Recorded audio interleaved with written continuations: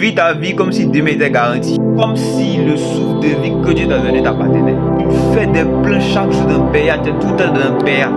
Toujours tu fais des plans, je ne sais quoi. Tu dis chrétien, mais tout le temps que dans le maquis, toujours dans les beaux forts. Oubliez une seule chose. Il y a une seule chose que tu as oublié.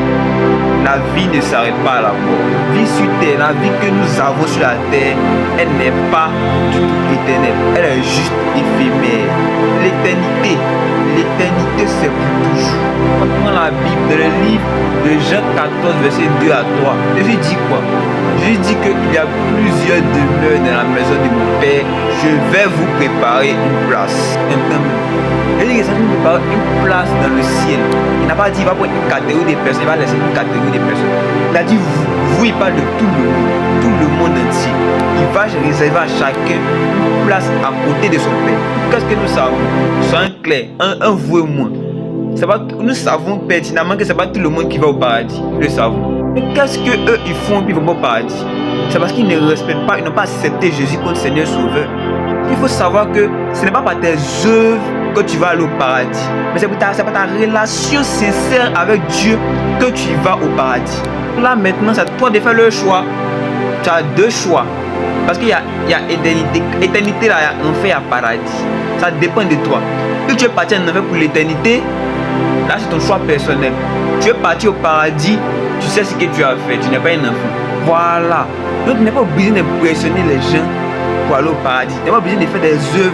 Et puis en réalité, tu n'es pas une relation sincère, tu n'as pas un lien avec le Seigneur. Tu dois vraiment aimer le Seigneur, ton Sauveur, pour pouvoir intégrer le paradis. Prenons par exemple le livre de Matthieu 7, verset 26. La parole de Jésus dit quoi?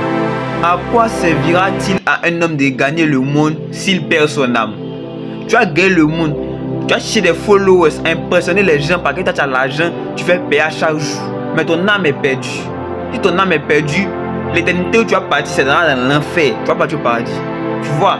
Donc ça ne sert à rien de voir gagner le monde. Ça ne sert à rien d'impressionner les gens. Les gens ne vont rien nous apporter. Voilà. Donc l'amour de Dieu, là retenez que l'amour de Dieu nous prépare déjà une place au paradis. Déjà même que tu as accepté Jésus, tu es un bon chrétien, tu fais l'œuvre de Dieu avec le cœur. Déjà ta place est déjà réservée au paradis. Maintenant le péché maintenant veut retirer cela. C'est le péché qui veut annuler cette place-là. Qu'est-ce que toi tu dois faire? Tu dois lutter contre le péché. Tu dois bannir le péché complètement de ta vie. Ils ne sont pas parfaits, c'est vrai. On ne peut pas dire qu'on peut faire une journée sans péché, c'est pas possible. Mais à chaque fois aussi, Dieu nous a donné des solutions pour pouvoir lutter contre le péché. En faisant quoi? En priant, en méditant la parole de Dieu, en la mettant sincèrement en pratique. Toi-même, tu vas voir que ta vie va commencer à changer. Parce que le Saint-Esprit va commencer à t'habiter. Soyons vraiment prêts pour ce qui va venir. Ne soyez pas étonnés qu'on va mourir d'aller en enfer. Donc, donnez vraiment votre vie à l'Éternel, comme moi je l'ai fait. Vous verrez les miracles s'accomplir dans votre vie. Cheese.